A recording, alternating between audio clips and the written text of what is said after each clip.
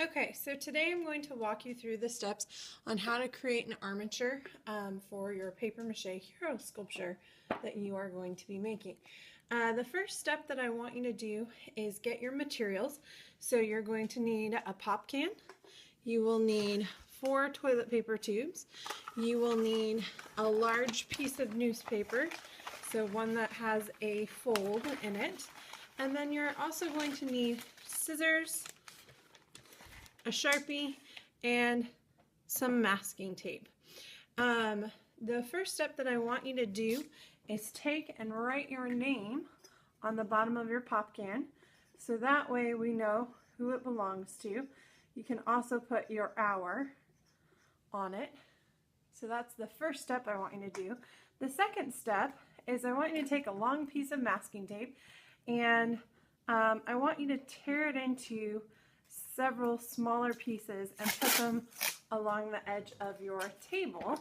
So about 2-inch strips, 3-inch strips, and you're just going to line them up along the edge of your table. And I'll try and give you a quick view of this. So you can see right there I have them lined up along the edge of the surface that I'm working on.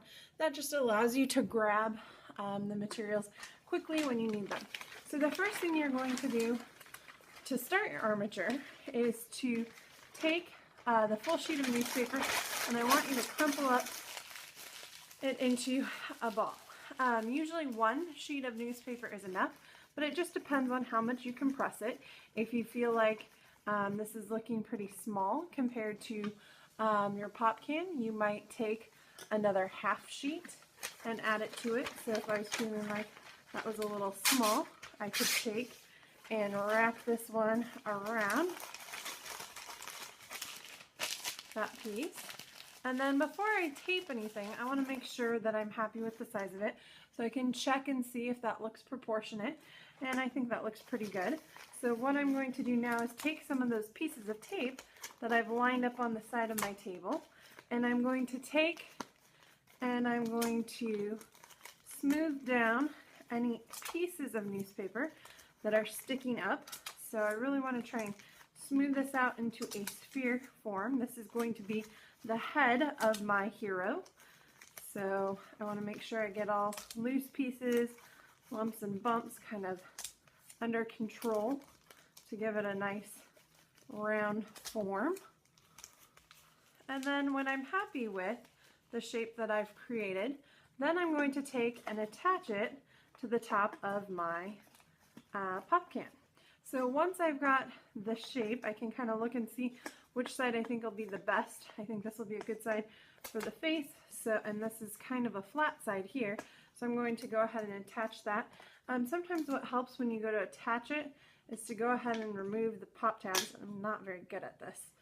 So I might just kind of break that off so I have a nice flat surface to attach. And then I'm going to take some longer pieces of tape and I'm going to attach those vertically onto the newspaper and onto the pop can. And I'm just going to go ahead and press those down all the way around the top. So there I have the top, the head of my hero, and if I feel like there's any places that need a little more tape, I can do that. And I can even take a longer piece and use it to help press that masking tape down to kind of give it a little bit of a neck shape. I don't want you to take and just wrap your entire sculpture in masking tape. That's a bit of a waste, but you are going to find that you use quite a bit of tape to form your hero sculpture. So now that I've got the head attached for my hero, I need to add some appendages, so some arms and legs for my hero. That's when the toilet paper tubes are going to come into play. So the first thing I'm going to do is take my scissors, and I'm going to cut a vertical slit right up the side of my toilet paper tube. And I can use the toilet paper tube to kind of roll it into the shape that I want for my arms or legs. And what I found is generally, if I go ahead and cut another slit halfway, half the toilet paper tube is usually a pretty good diameter for the arms of my hero. For the legs of my hero, though, I tend to like to have them be a little bit wider, so I do tend to use a full toilet paper tube to create that. So I can just kind of compare it to my sculpture and see what I think as far as diameter goes, and I think that's pretty good. So I'm going to go ahead and take a piece of tape, put it right along one of the edges there, and then as I roll this, I'm going to use the tape to hold it in place. So I bring the two edges together and I press my tape down and I get a nice connection between the two sides. And then I do want to go ahead and trim some slits into one end. The reason I want to cut these slits is because I'm going to make some tabs, and the tabs really help with the attachment of any of the appendages, because when you fold these pieces flat from the slits, you now have tabs that give you a prime area. So I'm going to decide which side I want for the face, and I think this looks like a good side right here. So I'm going to go ahead and take and attach wherever I want these to go. I'm going to start with the left arm. I think that looks like a good place for it. I'm going to take some of those pieces of tape that I tore off and placed on my table earlier to help hold this in place. I might have to tape from a few angles and smooth it down. But there I have a nice start for the arm. But to me it looks a little bit long. So what I can do is take my scissors and just trim a little bit off of the toilet paper tube. And then to make sure that no paper mache gets in the end, I do want to take and tape off the ends of the arm.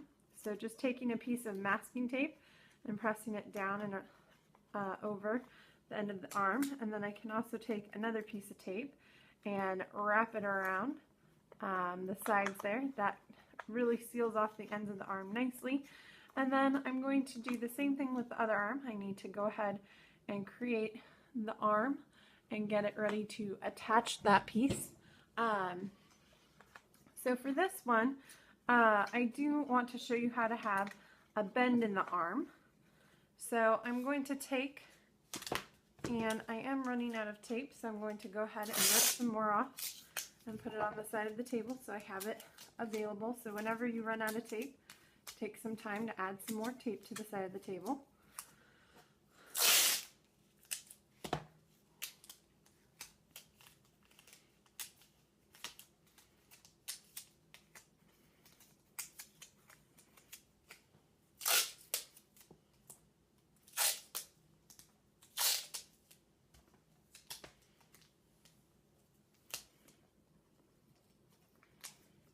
Okay, so for an arm that bends, the first thing I need to do is create the base.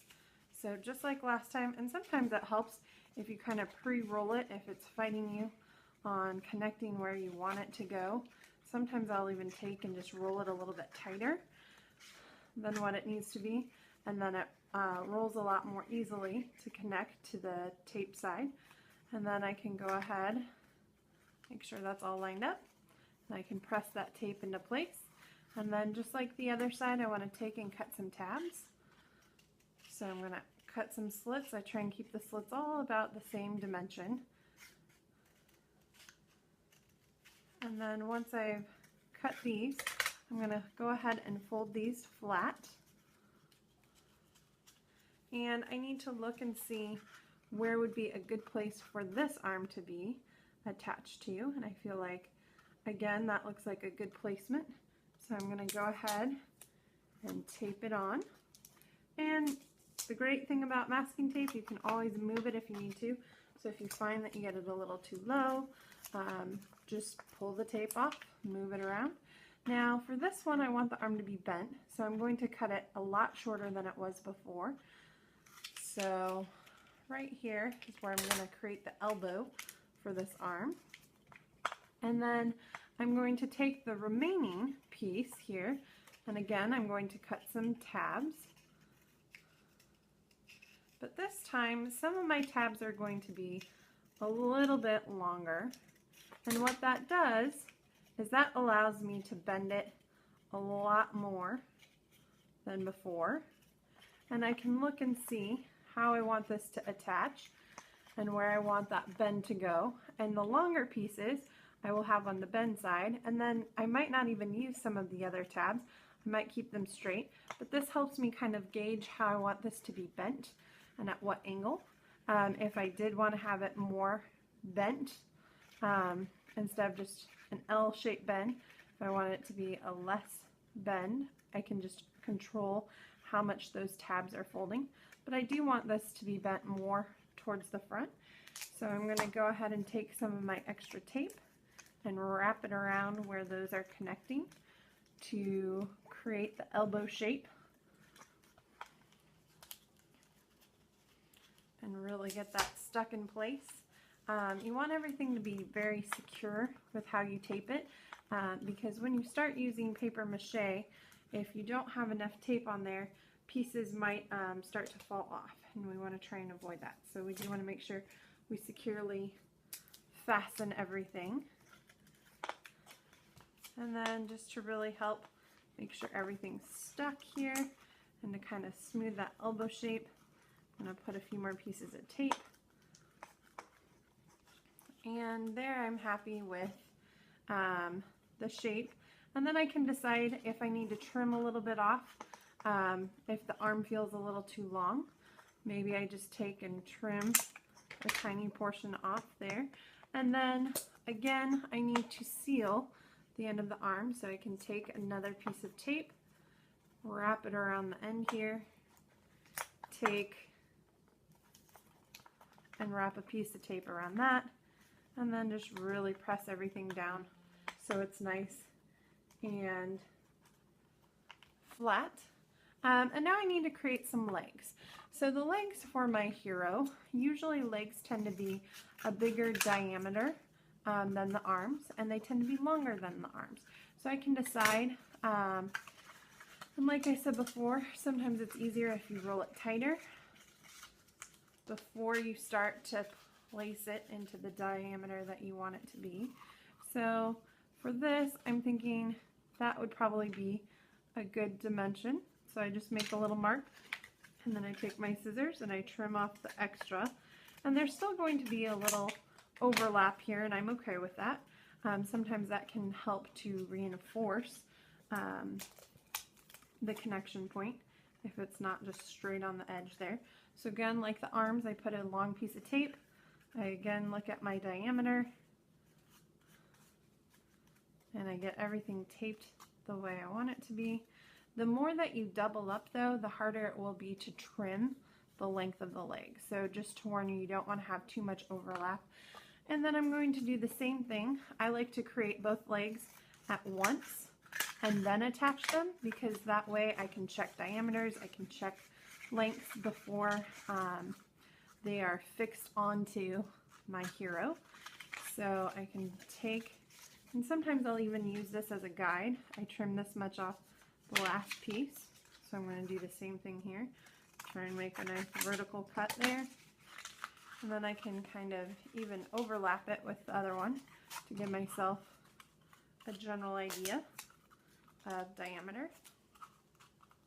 And then I take, again, one of my longer pieces of tape. It's kind of folded over on itself. There we go. And I can hold these up and kind of compare, and I can see that my leg was a little bit wider. So that looks better to me.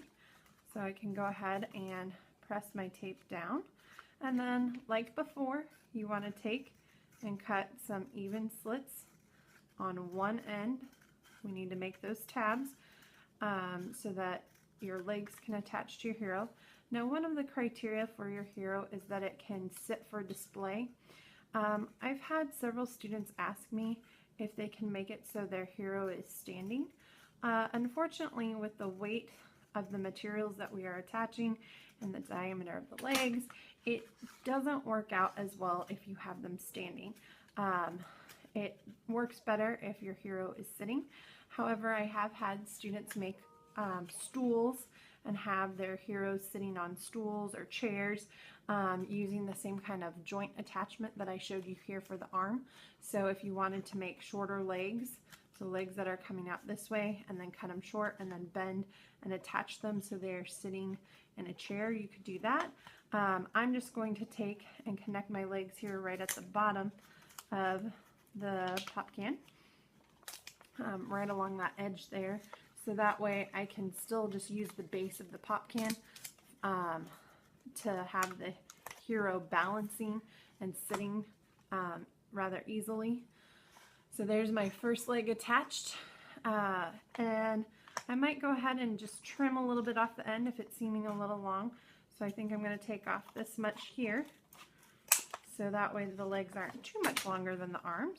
And I can take the piece that I just cut off and I can line it up with the end of my other leg, and I can make a little mark, and that just gives me a guide as to where to cut on this one. So I can trim that off as well. And again, I ran out of tape, so I'm going to take some more tape here and just tear the end here. And now I can take and attach it. So you want to be careful that you don't have your legs sticking out straight in the splits, because it doesn't give your character enough balance. I mean, maybe if you're doing ballet, dancer, or gymnastics person, maybe then you would want to place it more along those lines, but usually you want them somewhere out to the front, because it does give your hero a little bit more balance. So I can kind of position it first, see that I like the placement, and then I can go in and use my tape and really get that attached onto there. And I can see how it's sitting, so I can see it's pretty stable. It's not falling over, which is good. And then I'm going to do the same thing to the legs that I did to the arms, where I do a long piece of tape and then take shorter tape and wrap it around the edges to really press that into place. And then I do the same thing for the other leg. A longer piece of tape. And I can already tell my diameter is maybe just a smidge bigger. That's okay. So I'm going to wrap this around it to really help hold that in place, and then press any edges down. And now my hero is ready for paper mache. So this is what we call the armature. So this is the understructure of our hero, and you have to have an understructure in order to use the paper mache. The paper mache will go over our armature, and the armature allows the hero to keep its form, and it gives it stability and support. So this is something that your hero might look like when you are all finished constructing it.